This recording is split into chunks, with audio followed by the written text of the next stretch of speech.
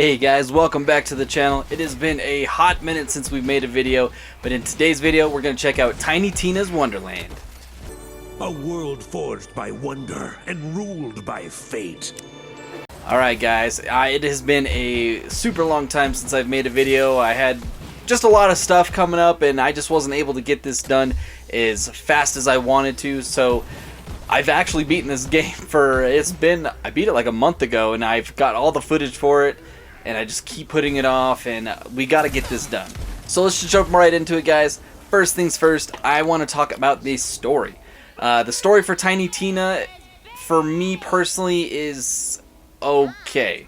You play as characters from the Borderlands game in like a tabletop D&D, except for you're playing bonkers and badasses, with Tina as your, I guess, game master or dungeon master, whatever you want to call it, with the end goal of defeating the Dragon Lord.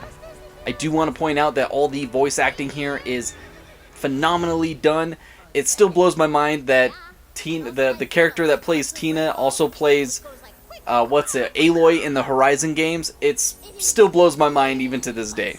The only downside that I had, I mean, like I said, dialogue is great, or I guess the voice acting is great. Just the dialogue for me was just so cringy. I had a hard time getting into it. It all just seemed really cringy. It just seemed like that this game had more jokes about burps and farts than probably any other Borderlands game.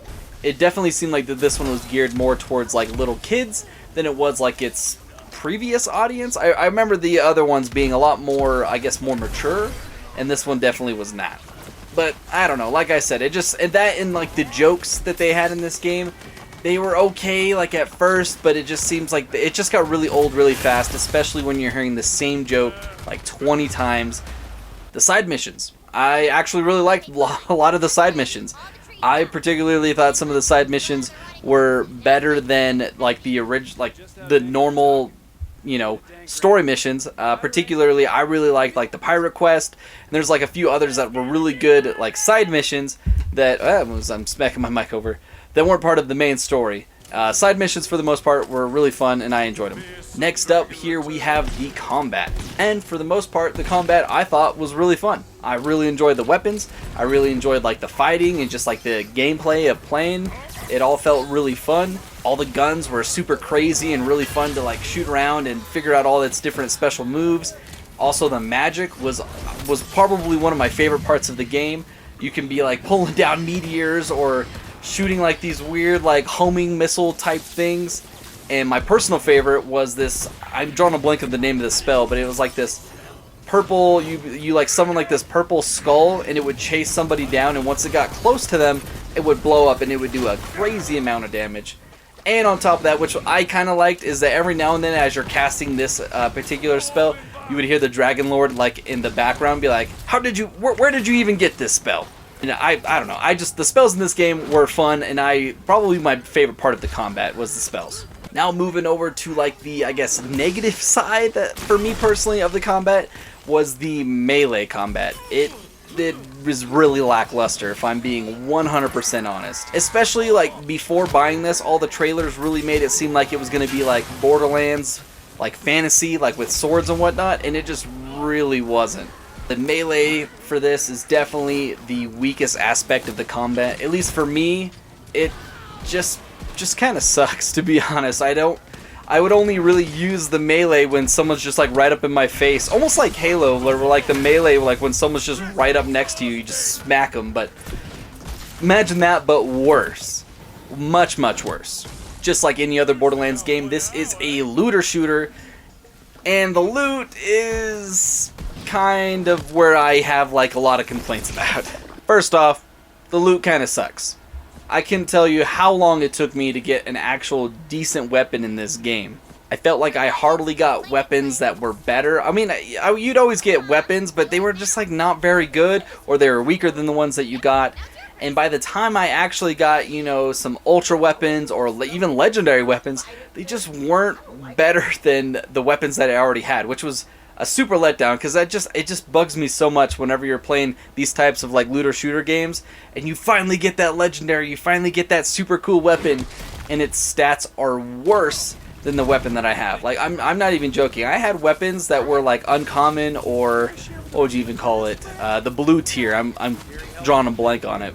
But I would get like the blue tier or green tier, which is, I know green is uncommon, and they would have higher stats than my legendary weapon. Like, it just didn't make it. I just annoy. It happens so often in these looter shooters, and I freaking hate it so much. And I guess on top of that, which I didn't find out till pretty late game, but at that point it didn't really matter anyway, is that a lot of the loot is like rarity and you know, chance drops for like the legendary or for the ultras are tied to like the outer world like dice. Like there's like, or overworld dice. There's a lot of dice that you can find in the overworld and in the missions, and apparently the more you find, the better loot that you'll have. So it's like, I didn't know that, and I don't know if the game tells you that, and if it did, I totally missed it somehow, but I don't remember it ever saying that, like, hey, get all these dice, you'll get better loot. I just remember like seeing the dice, I'm like, oh, I get it, and then, you know, Tina says her little spill. She kind of says like the same few things every time you find a dice or whatever.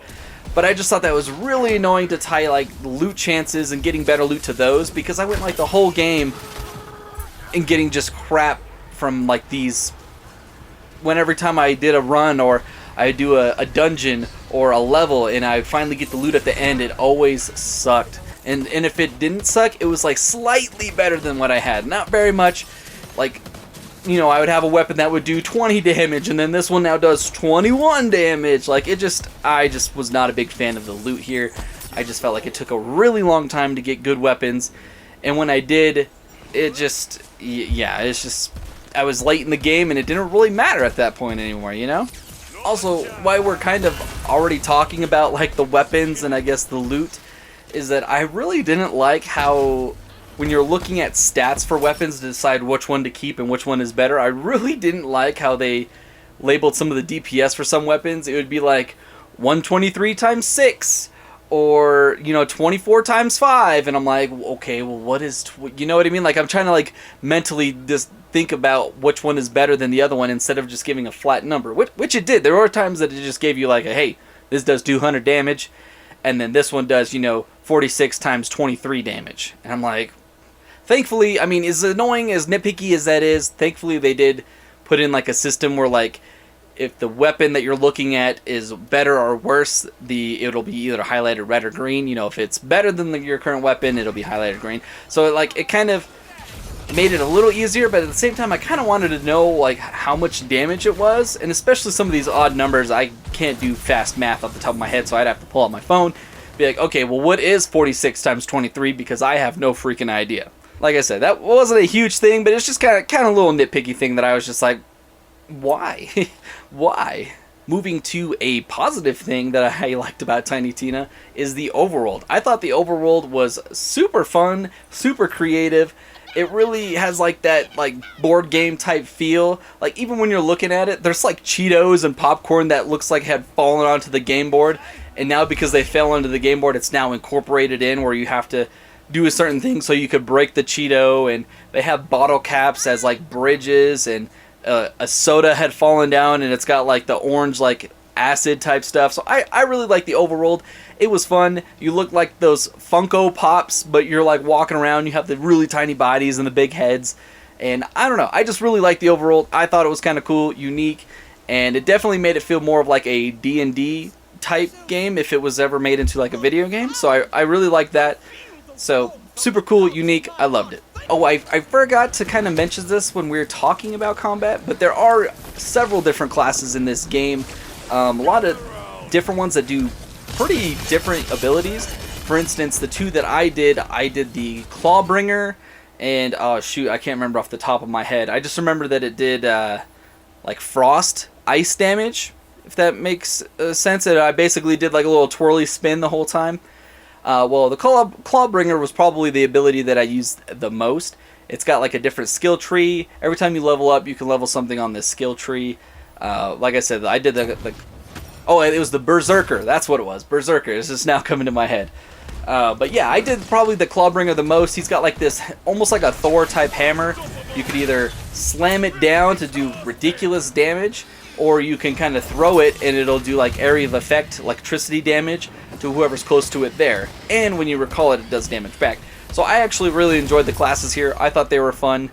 I didn't experiment with all of them, but I did experiment with 3 or 4 of them, and they were pretty fun. Also, a cool thing with it, though, is that you only get one at the beginning, and I believe about halfway through the game, you can unlock a second one. So now you're flip-flopping. Unfortunately, I wish that you could use them both at the same time, but you can't. You could swap between the two, but it is nice to have that availability. So you're like, okay, well, I played as the Clawbringer, you know, for half the game. Let me try doing the Berserker, doing like the weird spinny tornado type thing, or like the ice. I think it had like an ice spear or something like that, where you would toss. I can't remember. It's been a minute, but like I said, it was fun. I enjoyed it. Moving on to the next thing, which I don't really know, man. It's there's customization in this game, which is, you know, super cool if you're into that kind of stuff.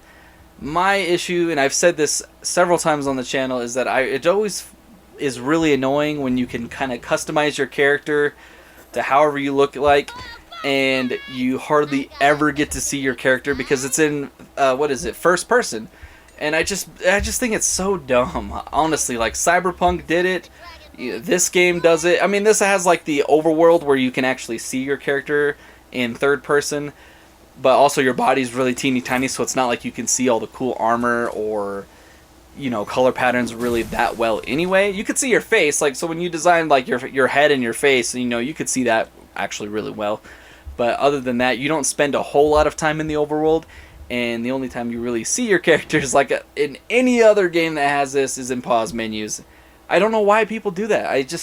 If you're going to make a customization character, like, be able to customize the character how you look and what, I want to see it. Like, Elden Ring does this. You customize it how you want to look. I want to see it. Yeah, the face is different because in Elden Ring you're wearing helmets. Who cares? But at least you have the option to see it. Here it's like, oh, I have these crazy scars and I got these wicked cool eyes, and, you know, I got the Sharingan eyes, or whatever you want to call it, and you can't really see it unless you pause the game, or you're in the overworld, at least in the Tiny Tina's point, I guess. Moving on to the boss fights. There are actually quite a few boss fights. Unfortunately, most of them are totally forgettable. I'm being 100% honest. Most of them, I couldn't even tell you what they were, except for 2 bosses, actually. The Nightmare, which is at the end, which I think is the most BS busted boss I have ever fought in, and then the Dragon Lord, which I thought was fun. It was cool, but it was a bit anticlimactic, if I'm being honest. It was really easy. I was expecting it to be freaking crazy, because the Nightmare was a nightmare. I don't know really how else to say it. The stupid boss would like one-shot you, and it's the only boss that does like the melee damage. And then once I finally thought I beat it, because it's got like the 3 health bars, it does like the weird like horse thing, ghost horse things, and it'll one-shot you. And yeah, the boss fights, there were, like I said, it's kind of hard to think about it. I'm going to say not very good, considering since they weren't very memorable. I don't know if that's a little bit too, I guess, harsh to say, but yeah, the boss fights, I would say, other than those 2 that really stood out, and even then they weren't super good. And yeah, guys, I mean, that's kind of my overall feelings of Tiny Tina. I am not a huge Borderlands fanatic, I would say. I've played Borderlands 2 and I've played Borderlands 3. I have not played that little offshoot of like the Tiny Tina. I haven't played the first one. I guess there's another like Tiny Tina DLC or own game type thing. I'm not 100%. I've only just played those 2, and I actually really enjoyed 2, and I got 3, and I think I liked 3. I don't think I liked it as much as 2, but like I said, I'm not a huge like fanatic. I just was expecting, you know, I don't know, maybe just a little more. I was kind of expecting exactly what they were showing in the trailers, which was Borderlands with swords, like not a Final Fantasy, like a fantasy setting, and that's kind of what you got. It felt pretty bare bones, if I'm being honest. The shooting is always fun. I actually, you know, combat is actually really good. The menus are always weird, like when you're trying to, you know, find out stuff to dismantle and get rid of, it always boots you back to the same spot, so you have to kind of go all the way around and click the items you get. It's weird. It's the same one that they had in, I believe, Borderlands 3, and I didn't like it even in Borderlands 3. But yeah, I mean, overall, guys, I thought this game was okay. I think that it's kind of a steep asking price for $60 if you're someone. I know this game's been out for 2 months now. If there's a sale by now, guys, I mean, by all means, I think it's totally worth it. But for me, I guess the best word to describe it is okay. Like, I think it's okay. There's some parts that were like pretty meh, but there are also some, like, you know, combat's pretty good, and the story I thought was halfway decent, and, you know, the voice acting was top notch. Actually, Andy Samberg's in it. A few other amazing actors are in it. They all did a fantastic job. But yeah, I mean, I guess if you guys, if I were to give this a score out of 10, I'm gonna go with a 6. And I feel like that might be a pretty harsh, but I just felt like it's okay. I haven't played any of the DLC. I heard that there's like 2, and from what I've seen already, I've heard that it's not really DLC. It's just more like added those endgame dungeon type things. And that's another thing. I'm not a big fan of their endgame content here either. I hate it when games are like, hey, our endgame content is just to do these dungeon things or the same level again to grind and get better legendary weapons. Like, yeah, not my thing. There's no more story content, then I'm out. I'm done. Especially when it's a single player game. There's not really a whole much to get, you know, pull me back. Yeah. And that's going to be it for the video, guys. I hope you enjoyed it. Let me know down in the comments below what you guys thought. If I'm wrong or if I'm right, let me know what you guys thought about Tiny Tina down in the comments below. And that's going to be it for the video, guys. Thanks for watching. You guys are awesome, and we'll catch you on the next one.